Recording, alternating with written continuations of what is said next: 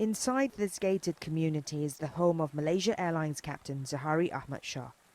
Police have confirmed they've searched it, interviewed his family, and are now examining the flight simulator the pilot kept in his house.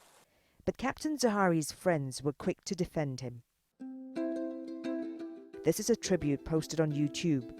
Most of the comments on the page say they don't believe he could have been involved in the plane's disappearance. Because I know him as a person that cares for people and who's responsible in his job.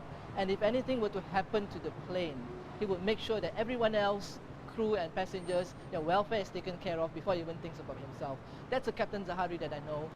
In a nearby suburb is the co-pilot's home, which police searched a day earlier. They say the captain and co-pilot did not ask to fly together. Farid Abdul Hamid was also alleged to have invited female passengers into the cockpit on a flight in 2011 and was said to be smoking on board. A neighbour who only wants to be known as Miss N describes him as courteous.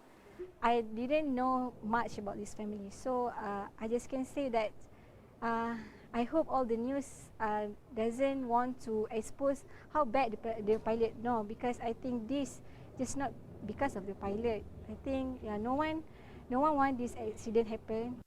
Muhammad Hairul Amri Selamat was one of the passengers on board the missing flight. He's an aircraft engineer who was on his way to Beijing for work. But his father says he hasn't been questioned by investigators and pleaded for an end to all the speculation about who might be behind the disappearance.